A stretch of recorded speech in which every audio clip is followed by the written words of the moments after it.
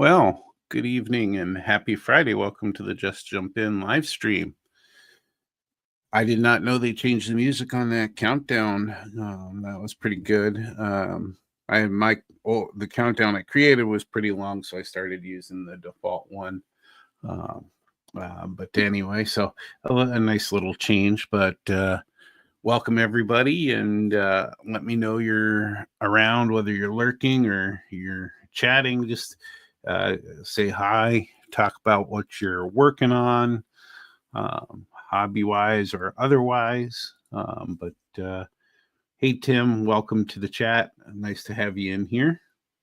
You get the virtual cookie. One day I'll have to have a picture of the virtual cookie. Yeah, so let's just jump in and get started here. Tonight's going to be a little bit about the cab car and some of the other things that I've been distracting myself with as the week was another busy one for work. Been a little short-handed. Hi, Mom. Nice to see you in here. No game tonight, I take it. Yeah. So as far as the work towards the work on the cab car, the work towards the AP, you see in here, I have a decoder, sort of. So, then there's still work to be done on the shell and decals and everything, but I wanted to get the decoder in and I wanted to get that working and see what we can do there. What I feared most did come true with all these wires. I knew that some of the wires were going to end up short if I wasn't careful, and this is in here pretty tight.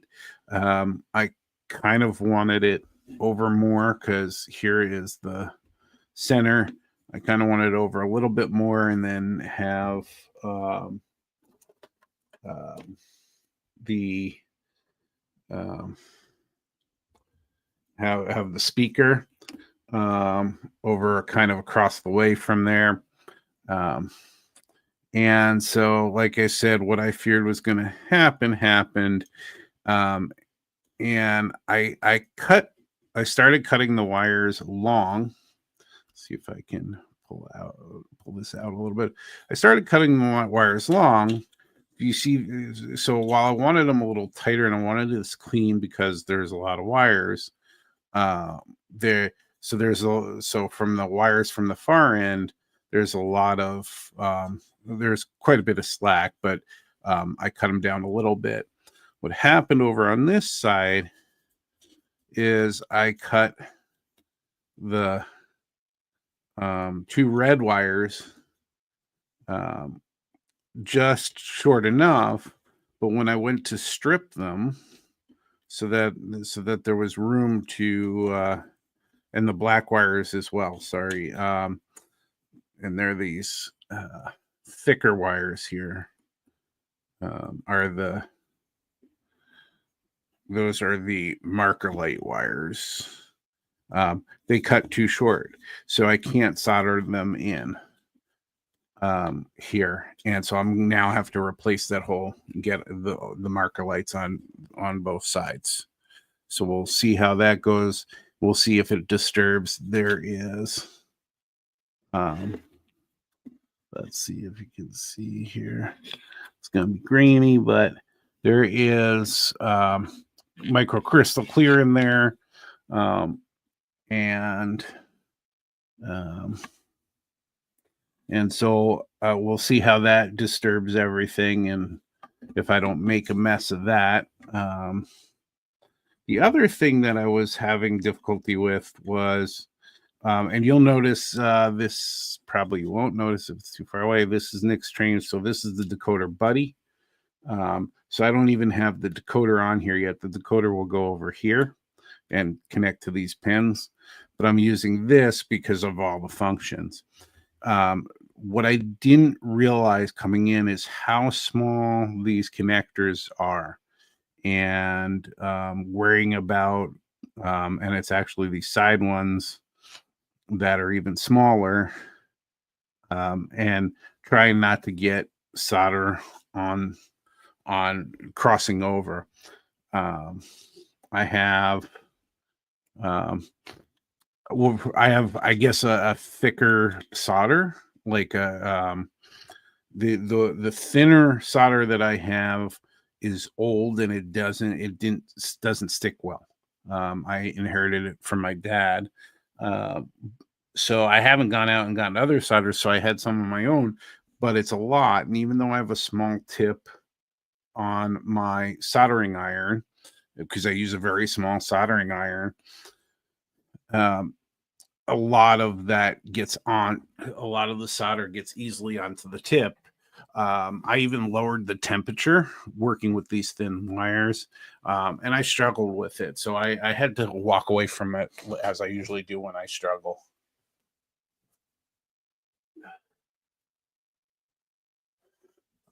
So, and so to show you what I mean and show you the soldering iron, because I love the soldering iron and it really helped when I did N scale wiring and soldering, and so it was this is the soldering iron, another great gift from Gopher Girl.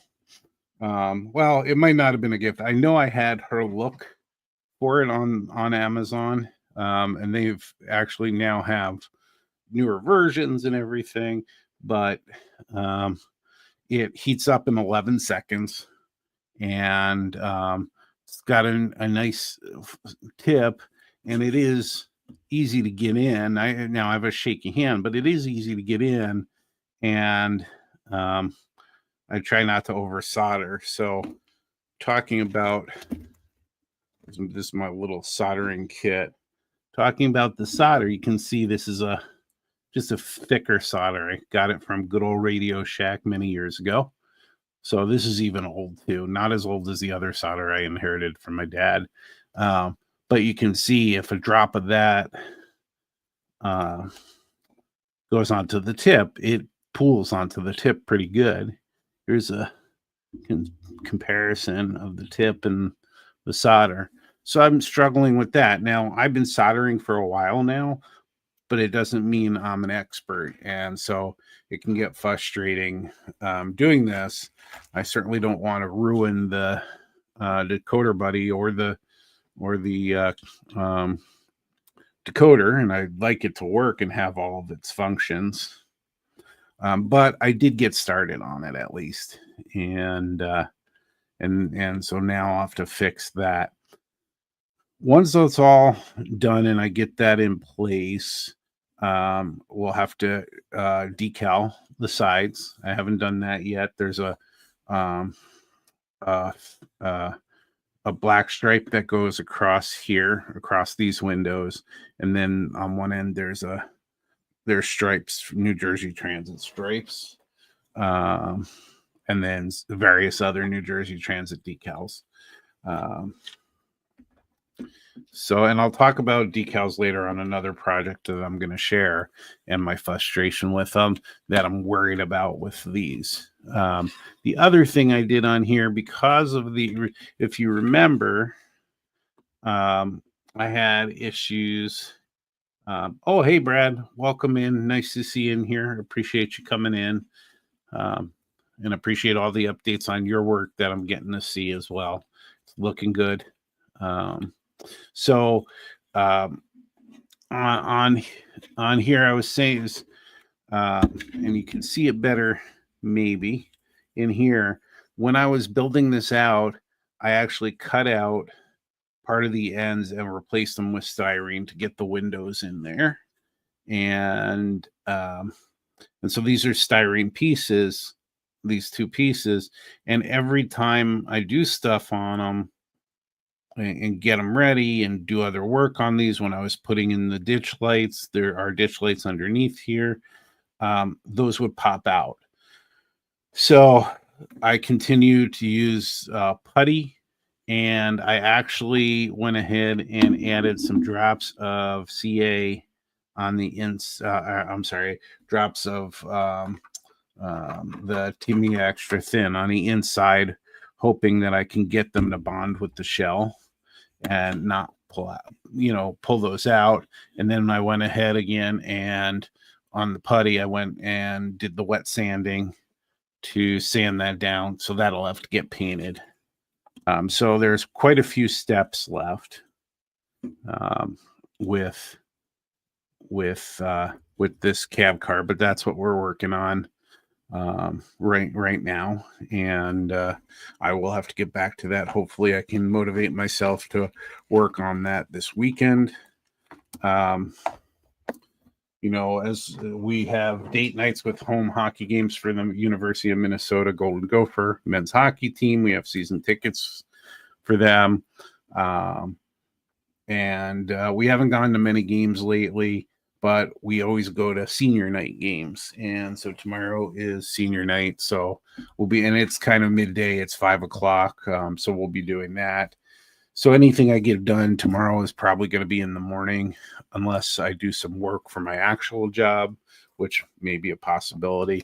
But I hope to continue to work on this and get back to soldering these connections, and of course replacing those wires and replacing that LED. And so we'll see how that all goes. But for the AP program, that's where I've ended up at this point, and the work I did this week. So the other thing I've been doing on the side, as we know, with the 3D printing, is I've been testing, not my own models. I've been certainly working on pieces of the cab car and trying to get that right. We still don't have the full underbody correct. We know on this car, the sander is 3D printed. There are a couple other pieces. The main control box over here in the middle. There's on the cab car, it's longer. On the other cars, it's basically square. That was an easy build. And then this box right here on here is not 3D printed, but I've been able to 3D print that one successfully a few times. So that will be ready to go on the other cars. And then this, you have the 3 air reservoirs here on the on the regular passenger cars. You only have the center air reservoir. I've been able to, it took a few tries, but I've been able to successfully print that, including these little tiny rings to put on it as their support. And so I'll be able to do that. And so some of these other things shouldn't take too much work to recreate. I was not able to print the cross beams. That would kept failing on me. So I'll need to the cross beams here, like those, I'll need to continue to use styrene for those. Dog hair has infested the world, our world anyway. So just trying to get rid of those. What else do we have here? So everything else I still need to work on. Oh, the cow catcher. I successfully printed that. I think I showed that to everyone a show or two ago. So I'll be able to print that as well for the others if needed. I'll take a look to see if they actually use them on those cars at all. I don't know that they do, because this is the cab car and would certainly need it as being a head-end car. So the other thing I look for is other cars. What are other people designing? So I'm constantly looking at those, and there are sites out there that I'll share with you today, that may be helpful. So one of the first ones that I found from a passenger perspective, this is a bi-level car that New Jersey Transit uses, a bi-level car like this. But this is based on Go Transit in Canada. And this was somebody who designed this. Is a big, heavy car. It actually had you print the individual seats and glue them in. And then let's see, did I might have glued this. Did I glue this in? Yeah. Did I?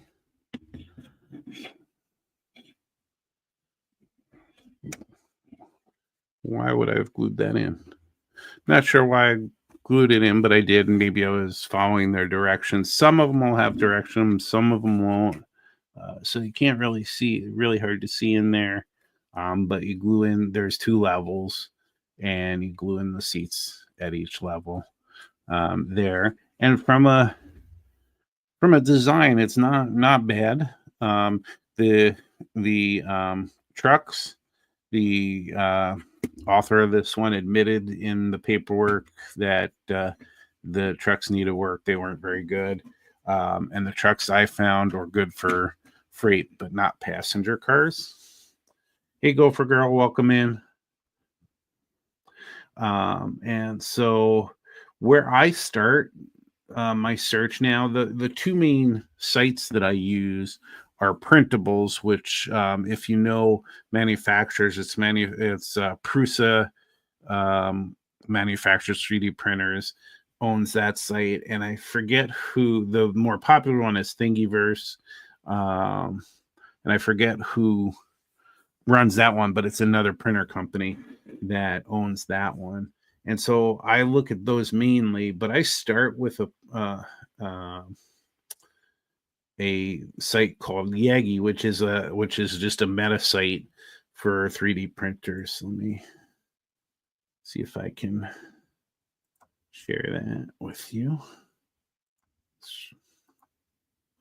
Just if you're interested in searching for 3D prints.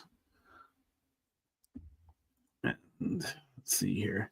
So here's an example I was searching earlier. You have your search terms in there, and then you have some filters, and I always filter on free. I'm not at the point where I'm actually ready to buy files. But you can buy files. They're super cheap for the most part from people. I'm weary about buying files because, I don't necessarily know if they're good prints or if my printer will print them good or if my own skills will print them good. And even if they're only a couple dollars, we're talking $2, $3, $4, it worries me to buy them. But there's plenty of free stuff out there. A lot of people who sell 3D printed items will pull these items, make sure that the licensing is such that they're commercially available, meaning that you can print them and sell them. I'm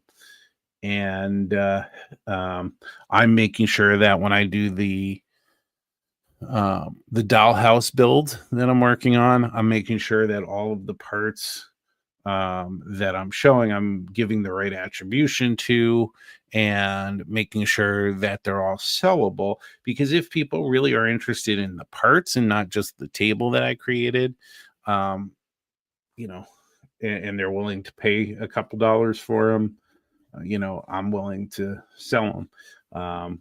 I don't expect that from that market so much as maybe the table itself for the nostalgia piece of it.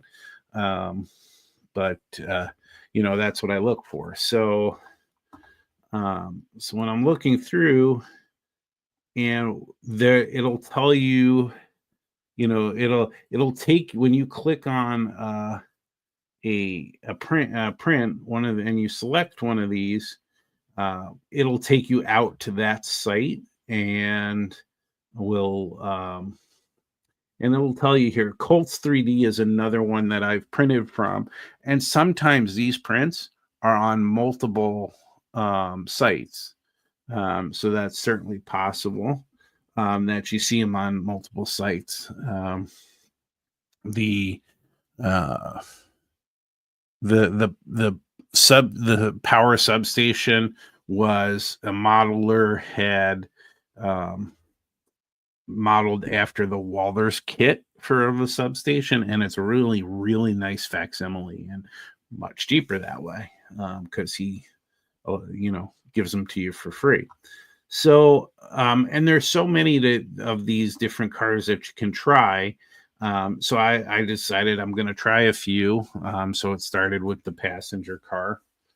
But then I wanted to have some freight cars as well, because that's where my current setup uses more freight cars and not passenger cars.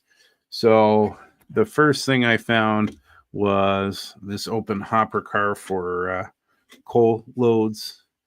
Um, and so here's an example. Well, let's go to find. So here's the coal load.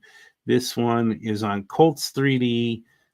It's a free download, and it has several files, and hopefully give you some directions on putting things together. This one was fairly simple and didn't really need directions, but it came in parts. Each file had parts to it. Um, and it also had this, whoa, where it had it all on one plate, and it didn't switch over. So that's not helpful to you. So give me a second here.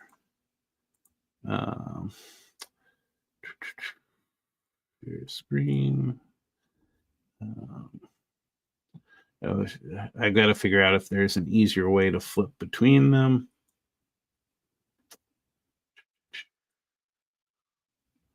Let's see if I can find the right one. Come on.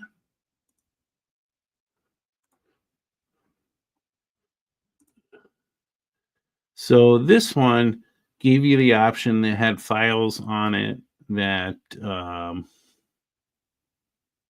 were where you could print in different parts and print each part out, or you can print as all together as one. So I chose the I don't know if there's any fidelity loss printing the file with everything on one plate. I did that and they were successful. The other thing are these trucks. They look really nice. And so for the other cars that I printed, the trucks weren't as good or didn't fit well. These I've used across the board, and you'll see, I put couplers on, I balanced them weight wise, and and there's was no adjustment except for like one car where I put one washer on. So I really like that these trucks work well and the wheels spin well on them. And so I actually printed these trucks out, you know, like like um, 6, 7, 8 pair of these trucks, and just kept applying them to the other ones that I printed out. And so that was a good find. As well. And let's see, let's take off.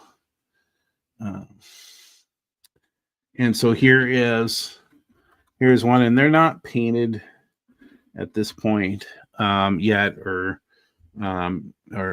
anything done on them, and they're minimal detail. And if you get in really close, you're gonna see, and I'm glad it fools you on these lines, but now as you get close, you can see those layer lines and things like that. But if you're talking 3 feet away, these look great to me. There's the trucks on there. They're all one piece.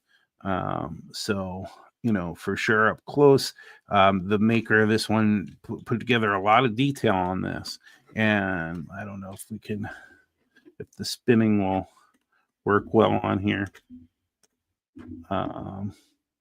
But they spin very well, and they roll away from you too. No problems with that. These are Intermountain wheels that I put on. Katie couplers. These are 148s. I'm running out of them now since I've been putting them on. So I really like the design of this one. Here is, I weighed them. I have these little weights I bought on Amazon, like 250 of them in a little box. And then I went on to build not one, not two, but 3 cars. That was my messy put together weights and everything, but everything's balanced. Now, I'm not sure what's different about this one and these, but there's a lot more weight, or I just put too much weight in there, which is entirely possible. But when I was weighing it or measuring the cars using the NMRA standards, for some reason, this one needed more weight. It's exactly the same print, just in a different color. Same plastic materials. So I did something wrong, I'm sure there. I probably used too much weight on them. But I was really excited about that. I even tried doing some painting to start with on this one. But I printed 3 of them, and because I have 2 2x4 modules, I don't have a lot of space for HO scale, and so having just a few cars takes up a lot of that work. The next one I found was, I wanted to look for a box car. So the next one I found was this one. And you'll notice, like I said, the wheel sets are the same. And I printed multiples out of those, and I used them on here as well. The wheel sets I didn't like as much that came with this. Here's and I didn't modify any of these. So here's the bottom of this one. It doesn't have any details, but it has ribbing on there and cross beams and center beams. And then again, this is their design with the doors. Doesn't have any door details on them or anything, except for a couple hinges over here. And so pretty basic box car. The top's pretty basic, but it does what it needs to do. And so I printed this one out, and not sure if we have a local model railroader who did tons of research and put out some books on the Minneapolis, Northfield, and Southern, the M, N, and S. And so I thought I would paint them in a blue and test my skills with color. And our local hobby shop didn't have the M, N, and S decals. I know that they have them at Microscale has them on their website. I haven't ordered them yet. We'll talk about decals. So what I did is I looked in every other decal that would be for a road or freight or a passenger that was available. The hobby shop didn't have. I spent a couple hours looking through all their decals and the books from Champs and Microscale, and just couldn't find anything. And then I found one that was like multiple, and it included Central of New Jersey, and you can see I've started pulling that stuff off. I got a prototype picture, and what I didn't realize when I bought this, because they don't really replenish them there. A lot of them are old. I didn't realize this was open, and so it was exposed to the elements. And so when I pulled these different decals off and cut them out, put them in the water, they just disintegrated. And so very frustrating because they don't discount things there. So I paid full price. It was like $8.95 for this. So wish I had bought it from Micromark, because I'm not Micromark, from Microscale. So if I do get the M, N, and S decals, I'll get them directly from Microscale in the hopes that they'll make sure that they have been sealed, and or if they, I don't know if they produce them in batches, whichever it may be, because I still want to practice decaling and everything. Because when we go back to the decal for these passenger cars, the black stripe, that's really intimidating because it's got to go across all these windows. Then I'm going to have to cut out the window area and make it not look like they're cuts in a decal. So it makes me nervous. So I want to keep practicing. So these cars are a great way to practice, is to get decals on all these cars. So yeah, so I did that. Now the color to get, so the M and S has a couple different colored cars, but one of the unique things they have are these dark blue cars. And so it's, I don't want to spend the money. Thank you, Brad. I appreciate that. I don't want to spend the money on paints. I have a ton of paints already, and you can spend $3, $4 or $4 or $3.50, or depending on where you go, buying all these different paints and using them onesies, twosie uses. So, you know, I got cheap again, and I went out and got primary colors from from Michael's or wherever. And so to me, so, and then I watched videos to figure out how to make these colors. So to make a dark blue, all I got was the primary blue. Here's one from Liquitex. They were on sale at Michael's, so I grabbed them since they're usually more expensive. And here's a primary red from Deco Art. And I even think I got this used or clearanced. I got it for $3 clearanced. So being frugal as I am. And then played with it a little bit and made, this is actually a second batch, because I'll show you, I made another one of these cars. But to get the dark blue, I learned that all you need is the base being blue primary and adding red to it until you're happy with it. And then I did several coats of paint on these, and there's a gloss coat on here, so it's shiny in the light. It's actually darker than it looks on camera. So it came out nice as far as a dark blue color. So I was happy with that. So I printed another one. And then I went and I had to remix the paint. And here you go. This doesn't have any dull coat of, or any clear coat, I should say, of any kind on it. So it's not, it's light because I had some struggles, and I'll tell you why. I had struggles with this one. First of all, making sure I got the right balance of red and blue into this is one thing. Doing enough layers is another. And then I ran into the problem, and these, by the way, were printed in gray filament. And so I tend to do, you know, I'll print all the bottoms in black filament, and then the gray for the sides, because I'm still going to use a primer, but gray is a nice neutral color for it. So somehow, not paying attention well enough, I bent the needle on my airbrush. So there was a lot of spatter, so I kept covering it over. And I'm sure you can't see that needle, and there's a shine there too, so that doesn't help.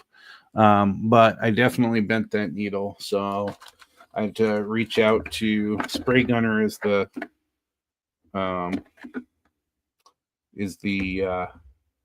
company I bought the airbrush from, and you generally have to match up the needles unless you can find a general one that's long enough for your airbrush or short enough for your airbrush. and I should be on Monday. I should be getting. I ordered a couple needles. They were only $5. There was a shipping cost involved in that, but it made it really hard to paint that with it. So much more spatter, and it wasn't the paint mix. It was. I do have another airbrush, a single action airbrush, the older one that I have. I could have gone to that, but I figured this can wait. I'm not. This doesn't have any deadlines or anything, so I like how this car came out. One of the things that happened both times, and I don't know if you can see it well enough here, but there's a little bit of a bow to this edge, this top edge, and to this the top on the ends. There's this little bit of a bow, and so it made it hard to line up these, so they're a little bit off. I put some putty on the inside to just fill the gaps, but you can definitely see they're off a little bit. And here you can see this one I have to repaint when I get the airbrush needles, because I had some glue that got on there, and I chipped that off, and then I had putty in there as well. But overall, if you need a fleet of cars, the filament costs $1.50 for each of these builds. So $1.50 a car. Of course, there's cost in the couplers. There's cost in the wheels, and not a lot. I bought a pack of 100 wheels. I don't remember if it was a 50 pack of the 148s or a 25 pack, but it was a lot. So the cost is still pretty low, and you can quickly fill up your rolling stock. I have not tried to print out any engines yet or anything. I haven't gone crazy on that yet. And I'm going to continue to try different cars. It's a little bit smaller of a car. This one has more detail on the sides than this one has. And so I thought I would do it. It has a catwalk for the top. The catwalk didn't print very well, so I didn't put it on there. It came with actually 2 versions.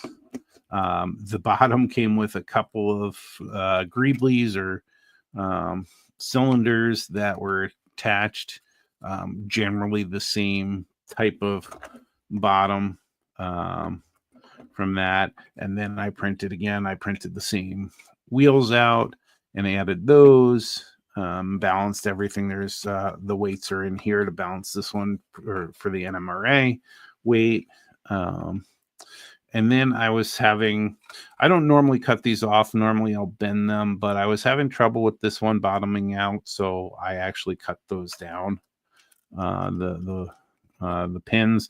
I don't have any magnets on my layout, so they don't really do much good for me.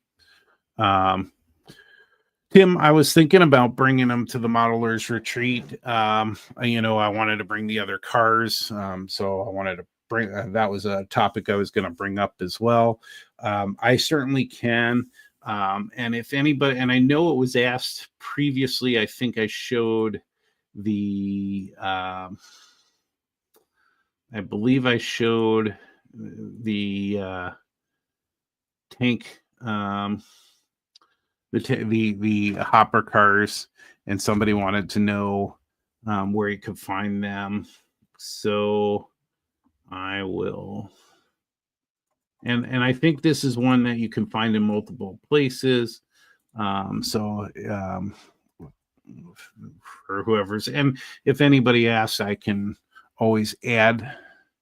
I'll always add these links in, or but that's the link to the hopper car, and it really doesn't take long to print it. And if you're good with modifying models, I'm not good at that yet. If you want to make modifications, you can. There's no reason you can't then now go and modify this and make it better if you want to make it better, whatever details you add. I mean, that's a pretty good for a filament printer. This is all one end. That's pretty darn good. I've had a number of prints trying to print the brake wheel, and the brake wheel comes out pretty crappy. This one came out really nice. And so yeah, I'll probably, it would be a good idea to bring these to show people. We had some end scalers last year that had 3D printed stuff, so I definitely could bring these along and show them at the modelers retreat.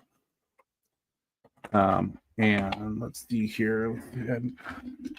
Also, so these again, like, it took maybe a half hour to print 10 of these out. And maybe if we do this, it might come out a little better. But I have to say that's just not bad for if you don't have to have it look like those are actual springs. And the wheels, and I don't think it showed well on the model because I think I tightened those up a little bit. But on these trucks too, the wheels go in very easily and come out very easily. And this is solid. So one of the things you run into with like the metal ones that are parts, if you manipulate this to open it up, then you can pop out the springs and things like that. And if you don't need it, you need to do that. So these simply are, these stretch enough, pop right in, right out. And let's see if you can see that spin. That's really good for hard plastic, for that to spin. So I like these. And there is one car that where it leans a little bit. So I've been working on that and getting that lean to stop and figuring out what that lean is. But outside of that one, I was happy with these. So that makes that better. The other thing I was working on, and this has just been beat up a little bit, and I have another one. So I was designing this. This is what what I was going to do. See, that piece fell right off. What I was going to do is put this in here to kind of keep it up higher, but it was even getting lower anyway, where you were going to end up seeing the decoder. So I will probably just have this taped in here with some double-sided tape.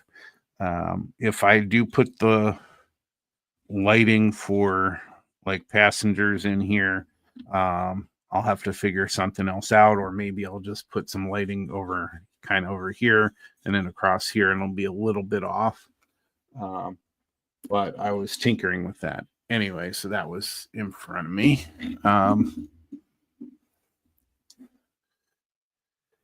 Yeah, and I just get lazy, and so it's to not cut off those trip pins. And if I get Brad, if I get if I get them, I'll not put the trip pins in. If I get them without the trip pins in them and they just come in the package, which most of them do, I'll take them out.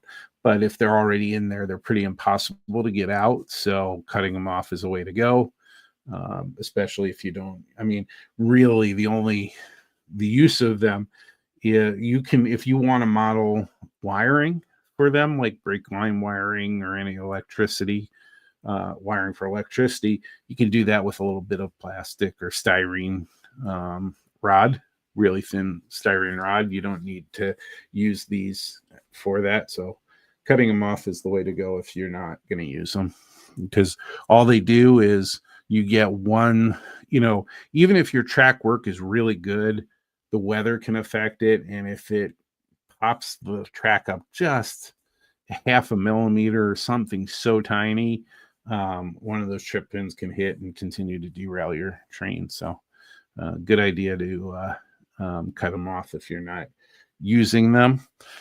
So if you remember, those of you that are returning folks, I had my deadline for March for the modelers retreat for the flat car and the cab car, because I want to have them evaluated there, because one of the features that we were going to do was have the evaluations at the modelers retreat. Um, so, so even if I wasn't done, so why aren't, because lighting helps enhance your score, but lighting is not needed to merit or with the models or anything like that.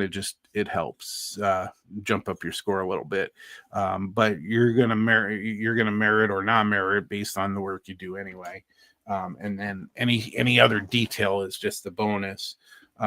So even if I wasn't ready with the wiring, or if I'm not ready and finished with the car, was still going to bring it and still have it evaluated. But I found out on our last meeting was a live stream. So we live stream our meetings. What is it? I think 3 times or 4 times a year during the winter months, because it gets hard to travel sometimes with extreme temperatures or weather here in Minnesota. So we so it was announced on there. There was a conversation, I guess, about it, that they said there wasn't enough interest in it, and so they're not going to do the evaluations there.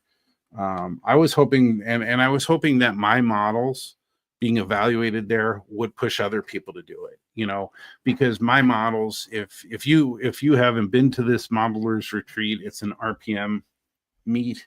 If you've been to RPM meets, the modeling there is sensational, and but not everybody is really in tune with or understands the AP program, and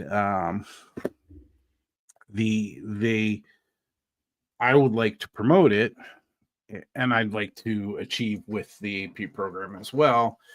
So I thought it was a golden opportunity. I've seen different groups do different types of things at meetings with evaluations and stuff.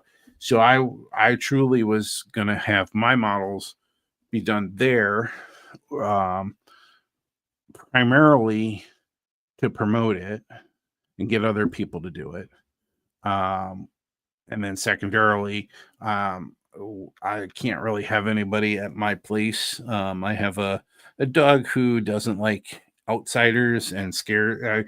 He won't hurt you, but he's very loud and barks incessantly and is a distraction. So I don't really bring people to my home. So I'll have to set something up with our region or division guys to evaluate evaluate the models. But it was a little disappointing. I believe in promoting it, and I believe it's a great forum to do so.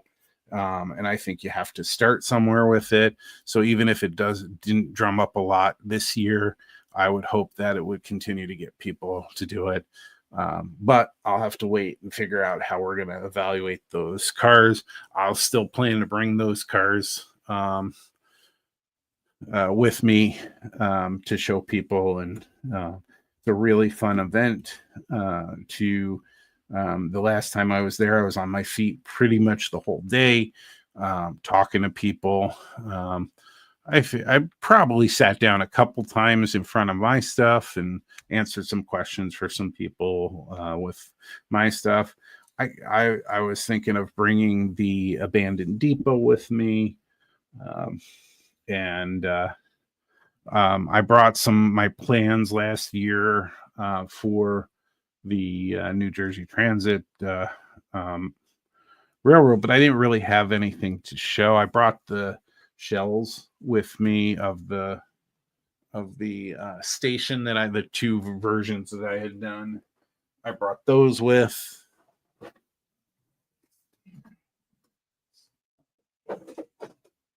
So I don't know if I'll bring those again this year, because I haven't done anything with this. And yeah, so here's the second shell that I worked on. You can see that these aren't normal cuts, and having to go in and cutting, but you can see me working on the bracing for it. This was not a great kind of first real build type of thing. Now I've scratch built a couple other things. But I think this is not your basic building, and there's a lot of ornamentation and getting the windows right and getting everything to line up. And this is just part of it, because on the back end, you come out through doors here, you walk up like 5 steps to the platform, and there's also like a ramp for wheelchairs that is part of that structure, and it comes off of that onto the platform. So I have to build that part of it, and then the platform and the tracks, and that's without all the ornate stuff, the roof that we're talking about. And then there's an awning, wood awning that comes off all the way around, and pillar columns, and it's also on its base. It also is going uphill towards the back of the station and into the town of New Brunswick, or city of New Brunswick. It's actually uphill. And so that's a lot to do in here. There are 2 retailers. There's a florist and a Dunkin' Donuts. Back in the day when I did this, it wasn't Dunkin' Donuts. It was like a local convenience store owned locally. But putting some detail in like that's a lot of work. This is a monumental build that I don't think I was necessarily ready for. And so I've been very hesitant to get back to it. But that's a little bit of a tangent.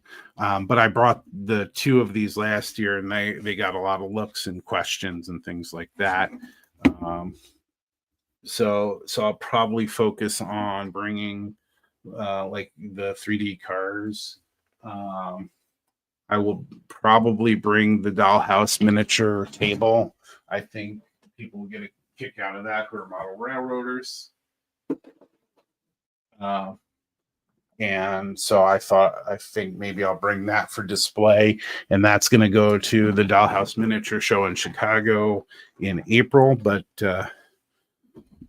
I also have to work on making sure that the table I can print repeatably. It had some problems when I've done repeat prints and stuff, so I'll work on that. But yeah, I think that's what I'll do, is focus mainly on the cars, and then bring the Dollhouse Miniature table to the Modelers Retreat. I did take an extra day off, or 2 days. I think I took I took Friday off.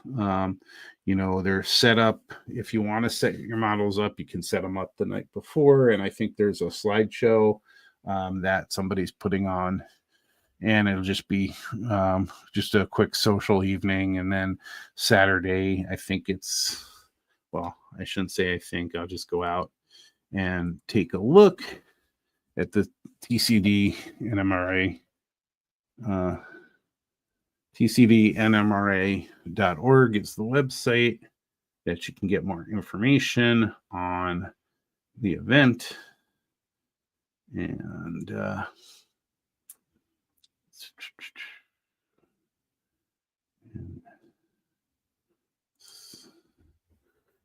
so it will be Friday from 6 p.m. to 9:30 p.m. and Saturday it's going to be 8 a.m. to 4 p.m. There are going to be, I think, 8 clinics. They'll have 2 clinics running simultaneously, I believe. It's at a church in Plymouth, Minnesota. It's at the Mount Olivet Lutheran Church.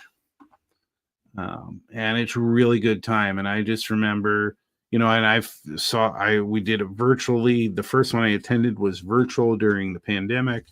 Then I attended another one where I just went to the clinics, and then last year's where I mainly focused on the model room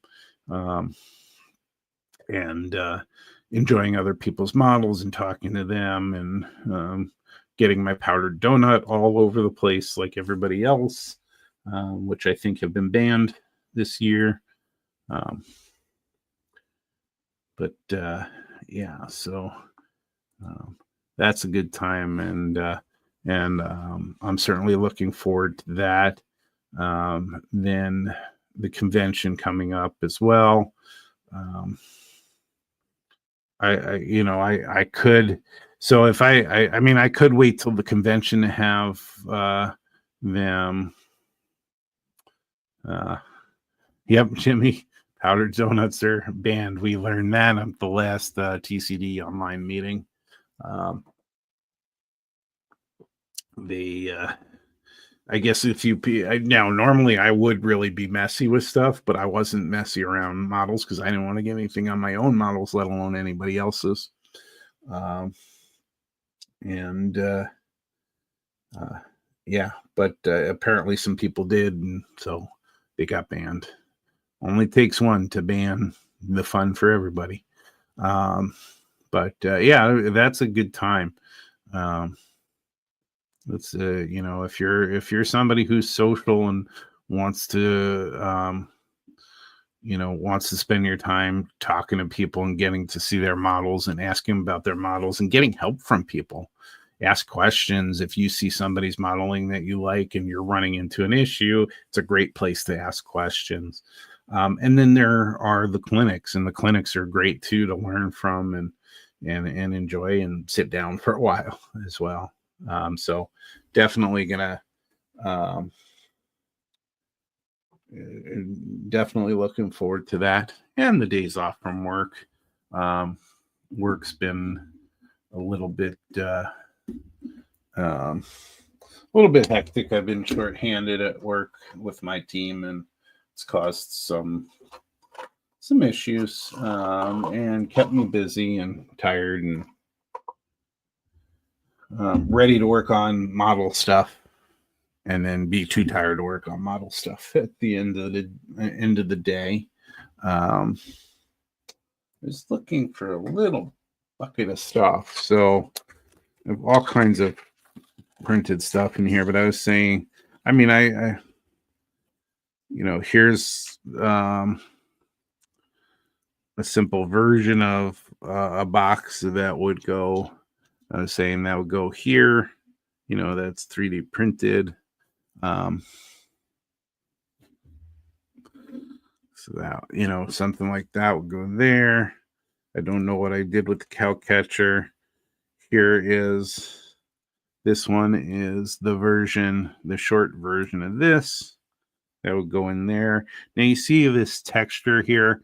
They use a textured plate, was one of the plates to keep the model, keep the plastic that you're 3D printing from moving around and going places. But they have some newer technology now. I have one that has it's a what they call cool plate, and it's flat, so you won't have that textured look. You won't have to worry about that. But I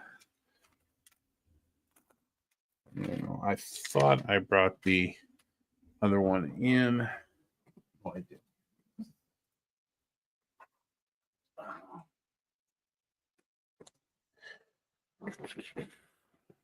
This has some other. Oh, nope, that's not the right one. It's another one Cara was trying that didn't work out as well. But I wanted to show you the I was able to print that piece out. So again, I can start working on the other cars too, because that's very repeatable. I still am going to have to use styrene and do all of these things. There is some, I have to actually get some, get like a feather duster and kind of dust this out. But there's actual styrene tubing along here to be wires down here as well. Kind of hard to see with the dust now. You can see it with all the dust and crap on there. There's pieces that have broken. Part of the waste system has broken over here. that I'll want to repair. They're both of those. They're kind of wheel covers to protect. Um, I haven't figured out a better way to make those, so I think those will always be fragile. But I'll look to recreate some of this stuff in 3D printing, um, because I know I can do it now in styrene. So now the challenge will be to print them. The other thing I was trying to work on was making these conductive using brass tube, but I have to get the right kind of saw, because what I have is either too big of a saw or not fine enough of a serrated edge for the brass tubing, which is the K&S brass tubing, which is just this. And so I don't know if it's crimping where it's being cut, but I haven't been able to get them on to the wheels correctly yet.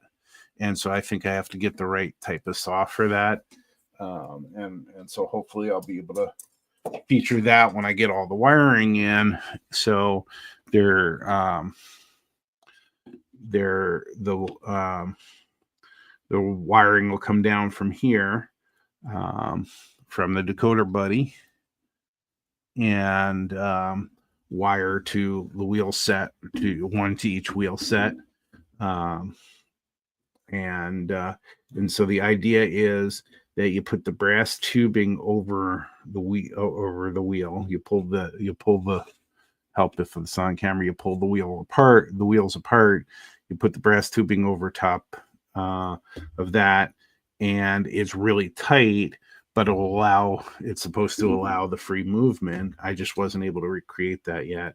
And then you solder the wires to that brass tubing, and that gives you your conductivity and allows the wheels to move.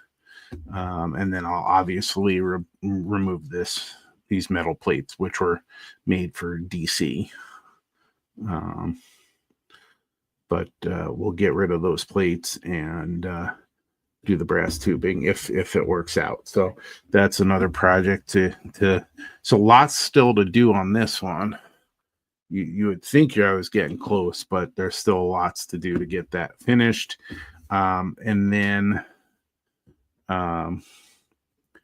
then building the other passenger cars are going to be recreating the underbody, putting lighting in to those cars, hopefully like just a strip light in there, and have conductivity to the wheels again, so that there's lighting in those, not through a decoder like that.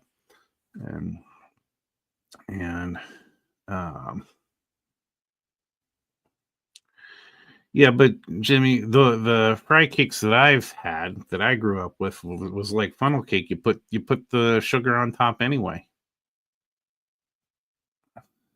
Yep, donuts with sprinkles. Anything that can get in, get into your models, I guess. I don't know why you want a rainbow sprinkle freight car, because I think that would be a lot of fun. Yeah, so that is what I have been working on this week. Was mainly getting back into this, getting the wiring started, kind of getting the shell moving along, and then on the side of that, I could let the 3D printer run during the day when I'm at work. I don't have to worry about that. So I'm able to do that and then work on the cars at night, and they don't take long to work on at all. And it would be interesting to kind of try and super detail the cars and see if you can, without redoing the actual model pieces, like, there's a, when it comes to super detailing, there's a kind of a big deal about separately applied ladders, for instance. So I don't think I would want to have to regenerate this and, or cut this off and then try to do a separate applied ladder. I think that's pretty detailed. But if you can add details, add the decals, of course, I'm interested because this isn't a flat surface. I'm interested to see how, and yeah, I don't know if I can get it to focus enough. Um, so I don't know if, but with this being filament printed and having layer lines, I'm interested to see how off the decals look. Um, Even on something like this, uh, let's see. Well, let's look at this one. This one would have that with the gloss. Once again, I'm not sure if you can see that real well, but there's definitely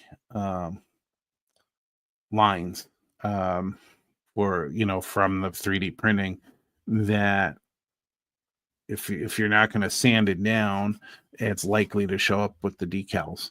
But since I didn't get the decals on, I can't tell you how that's going to be. Hopefully I can show you at some point um, how that's going to oh, there goes one. Car was leaning on the table and the car was doing a runaway. But yeah, that's what I've been working on. So um,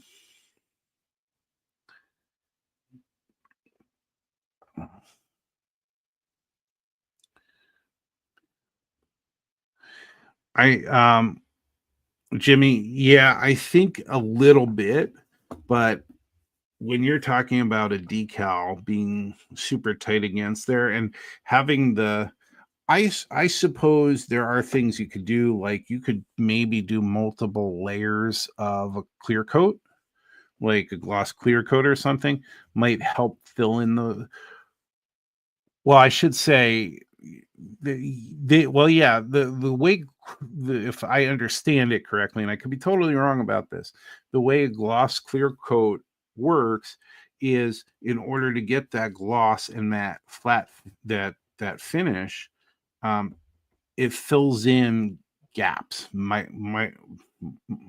minuscule gaps, and I wish I had a good because you can see how shiny that is coming off the light. But when you look close, there's lines, and I'm even trying to look at the beams here to see if you could see the lines. Um, you might need several coats, but you might really be able to flatten that out, and um, with that with the clear coats.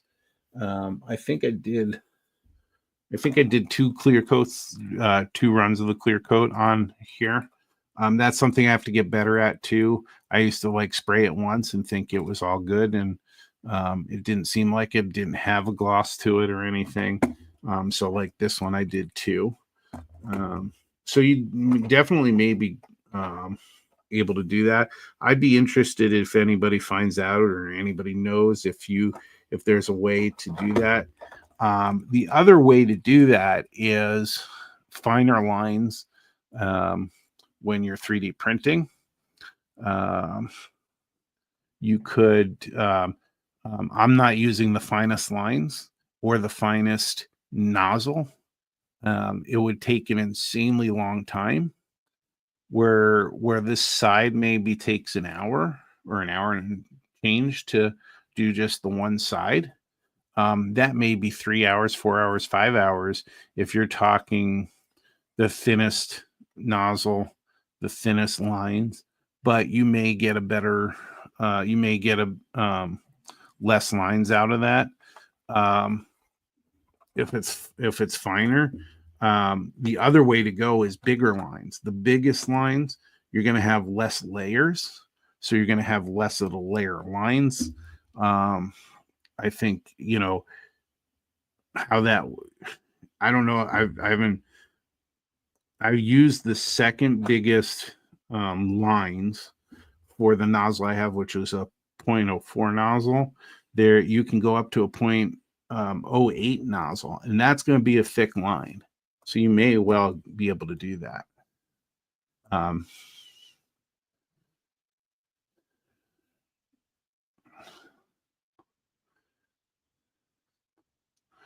So Mr. Finishing Surfacer, 1500 gray. That'd be an interesting thing to find out. If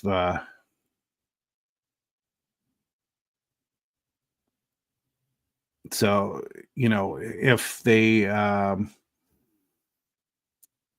if they have something like that, and you can have thick primers, and I'm sure thick primers would certainly help that, and I'm assuming that's probably a thick primer. I'm wondering if you use primers I use are, because I have them and because these are gigantic bottles, or these are Rust-Oleum, um, and so I have the matte, satin, and gloss, ultra cover, and it works fine. People are married to Tamiya, and that may work very well for experienced modelers. And um, I have a bottle I got a long time ago from Michael's, a short one called Shortcuts from Krylon. And this is my gloss that I use until I'm out of it. And then I'll jump in and use the other gloss. Um, um, but a lot of people swear by Tamiya, and it may be because they've been using it for years, and it may work better than others. So, hey, Peyton Rail fan, welcome in.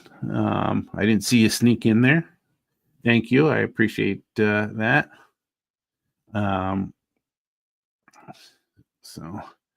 And hey, Corey, nice to have you back in here. I've been trying to follow along with your stuff. You're always putting out good stuff, and appreciate that. And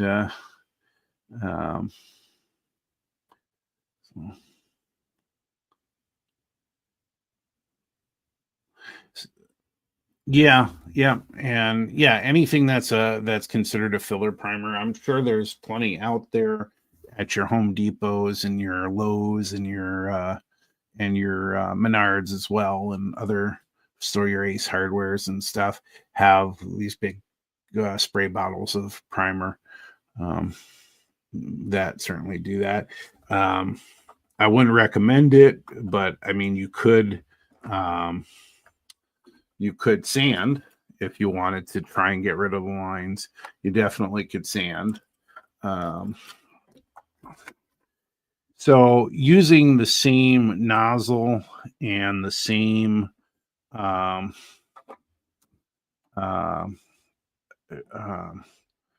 same nozzle, same layer lines. Here's the roof of. Let's see if I can do this.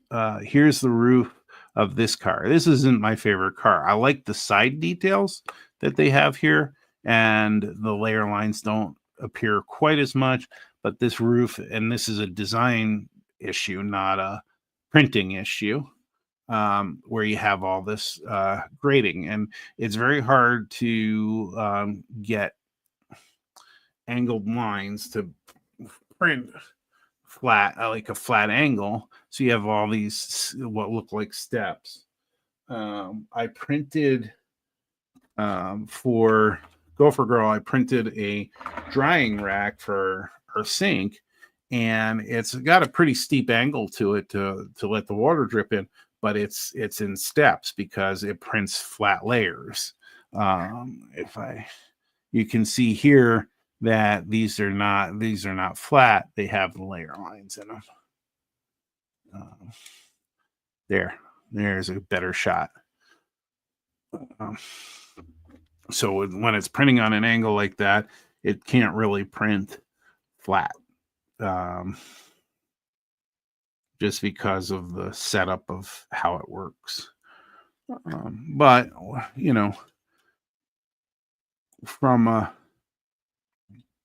you have to get up closer to see the layer lines on this, but they're not real visible there too. And again, with it further, I think my guess is it'll really come through with decals. So this is where resin printing is the better printing for detail. First of all, it can handle detail better, but secondly, you don't get the layer lines in resin printing, and so your decals are likely to look exactly flat. But we'll find that out when I have a set of decals that I can actually use on there.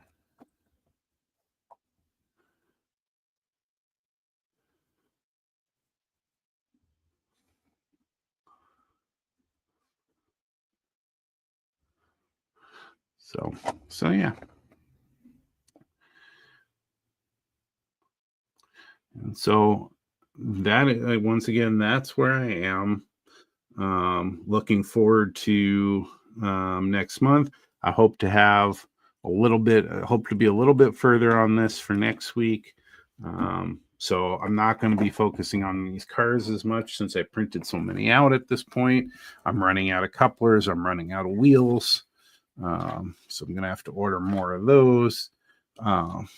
But yeah, so that's what we're setting up for this coming week. And if I have my staff all in place, I don't have to do their jobs and my job too. I just need to do my job, which is hard enough for me to get things done. And hopefully I'll have some more energy to get some work done through the week and not just be working on the weekends.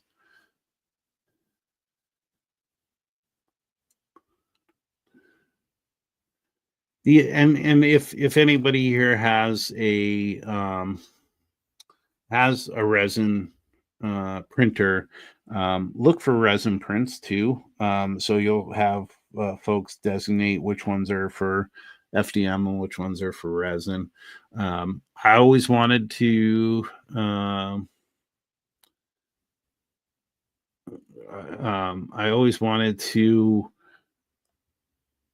own a resin printer because of the detail. But that being said, I don't hate using an FDM printer. I think it does amazing things and it does what we need, and a lot of other side projects as well. I have right now, I think it's still printing, but as we're talking and everything, I'm printing little caps for my, it's printed. But printing these little caps, seeing if it'll come up. It's not loading up the screen. But the caps that come with the glue the CA that I use get gummed up on the inside. And so I found a cap that fits and works on this. And I print them in batches of 5, and they work for a while. They get gummed up from if it falls over or something and leaks a little bit, and it gets gummed up in there. But it keeps it, and this one is orderless. I don't know if you can see that on here. It doesn't come out well. But I found that I was allergic at least to the Gorilla Glue CA, so I started using the Bob Smith Industries orderless one. That was the only one I could find. It's a more expensive, but it allows me to use CA on stuff. It has a little bit of a longer drying time, and you can see I'm almost out already on this one. I'm gonna have to buy more, and I actually wait until I have a birthday coupon at one of our local hobby shops to get this stuff. But anyway, back to what I was doing is I print these like 5 at a time. And so I was just printing more because this is the last one of the last batch I have to keep that from spilling, because it makes a mess when you spill it. So the one of the last things I printed is somebody did one for microcell and microset bottles. I printed this, was all excited to use it, and then had all the problems with it. But this is another, this is again, not anything I designed, but it keeps these from spilling. These are great. I've used this and there's no weight. The weight, there's some weight in it, but it uses the weight of this, and they fit in there nicely. And so I can leave the caps off and knock into them, and it's not really falling over. It has a wide enough base so that if I knock it this way, it doesn't fall over. So anyway, that's a little accessory. So I didn't have to, go to the store and pay $9.99 or $15.99 or anything for something like this. This is pennies. When it comes to the spools you buy for $25, this is pennies. So you could go nuts with it. I really want to mostly focus on model railroading. So I print stuff for model railroading or for tools or things like that.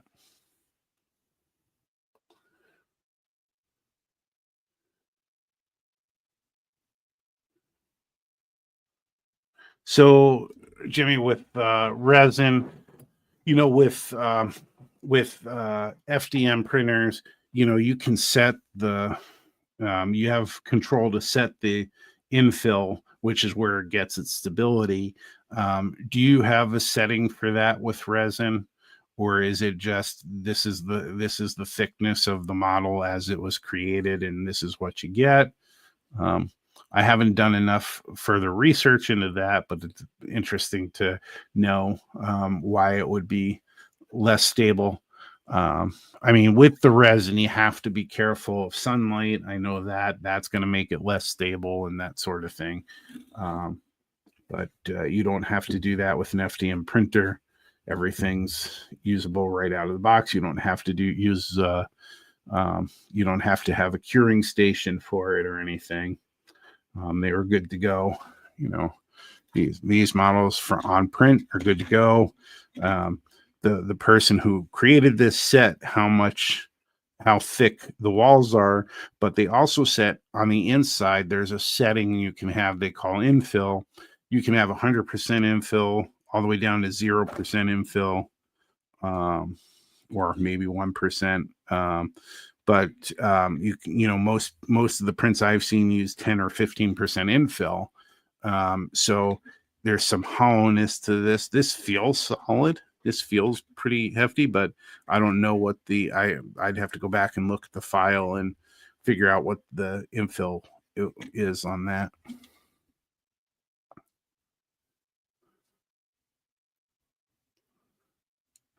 Oh, it's okay. So it's the resin material itself. So,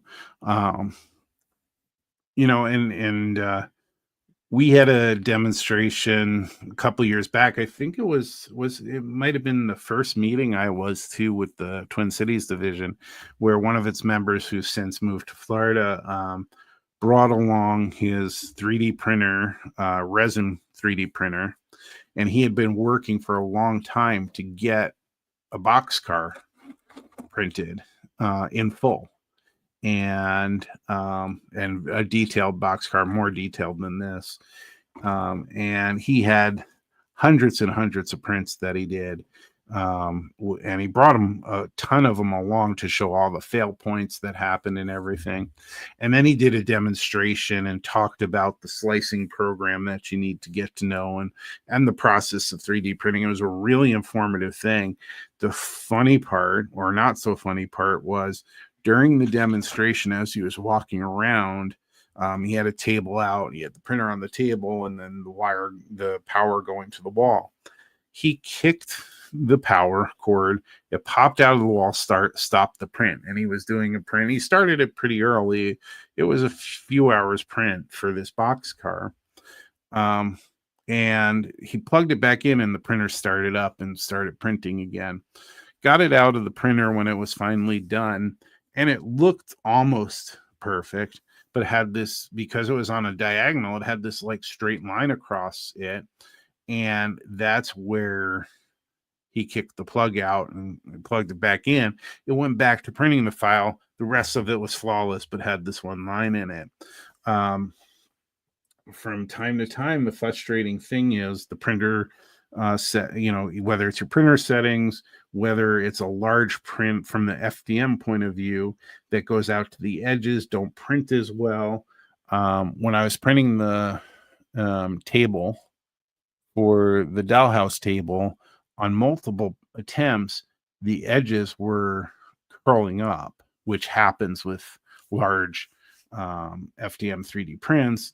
So you literally have to do the hack, and the hack is putting glue stick glue on your plate. Helps when the plastic wants to shrink and curl up, it helps keep it on the plate. And I thought, well, wouldn't they fix something like that? Why would you have to buy stick glue? Well, I found that it works really well, and so I went and bought a ton of stick glue, and I'll have to make sure to use it. The only problem with the stick glue is when I'm printing those tables, I'm printing them with table side up. Now, the idea is you're gonna fill that table up with stuff.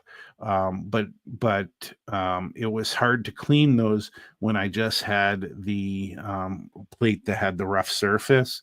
Now that I have the plate that have the smooth surface, it's easier to clean up and be more presentable. But that's something I've run into, and I had a warning from the family member that was originally printing for me. Talked about all the time when he had a larger print on his, he had struggled a lot with the edges not printing well. And so there are imperfections from time to time. Um, and so it can be frustrating if you have a multi-hour print. Let's say you have a 10-hour print for something really detailed or really large, and something messes up right in the middle of it, 6 hours in or whatever it might be. And so, for instance, if you look at, now I started painting this, so it's hard to see, but this whole corner is all kind of wonky and got pulled up and from off the print bed. And if you look at the back end, you can see how it curled up and everything, and made a little bit of mess in that corner. But the rest of it, and here's the other corner to compare how that came out. And for this one, you can see on this side how clean this was and how much of a mess that was. But the rest of it came out great. So it's really frustrating to have something like that happen. So you want to have all your settings good. You want to know your printer really well, to make sure the prints come out consistently good. If you have maintenance warnings or reminders, heed those maintenance reminders. So I have like one that's popping up now, because it's been a month, so it wants to lubricate all the areas that need lubrication and oil, and so I have to go do that on the printer. But it can lead to less frustration. If I had at the time I printed this, if I had believed that it was okay to buy an extra glue stick for $1 or $1.25 or whatever at the dollar store just to fix an issue that 3D printers have overall, so it's not just my 3D printer, I wouldn't have had that happen. So lesson learned.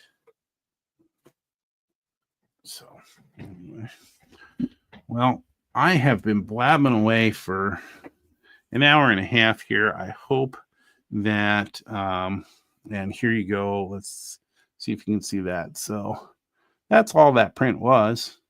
I don't think it took about an hour just to print those 5 pieces, but now I have more caps for my glue. Anyway, I really appreciate everybody coming in and hanging out with me and putting up with my craziness in the hobby. And hopefully I'm moving along fast enough to keep it interesting, and I'm not working too much on the side projects and getting off on tangents.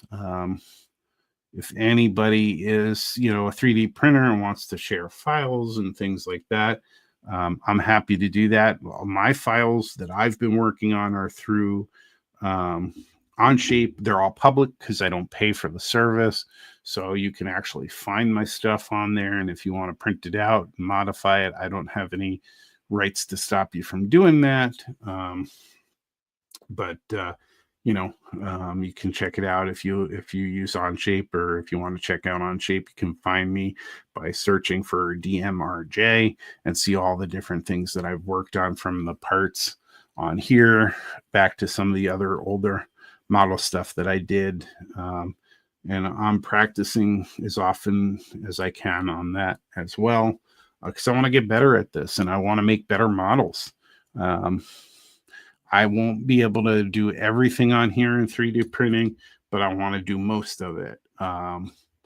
And, the time it takes to build this in styrene, it's comparable to the time it takes to design the parts that you're gluing on, as it would be in the styrene.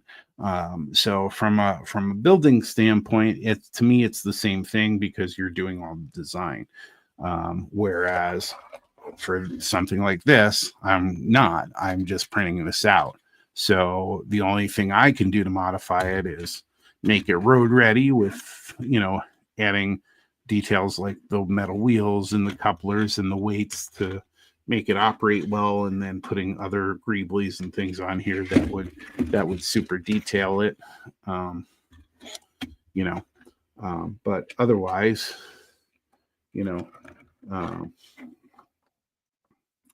that's where my head is in the hobby. Is I like creating stuff.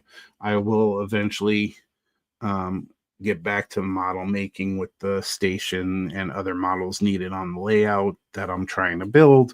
But it's taken me a while to get there. So again, like I said, I've been rambling on, and I appreciate y'all being in here. Make sure that you just jump in and you try something. If that doesn't work, try something else. You'll eventually find a hobby that will take all your money, but you'll be happy. Have a good night, everybody.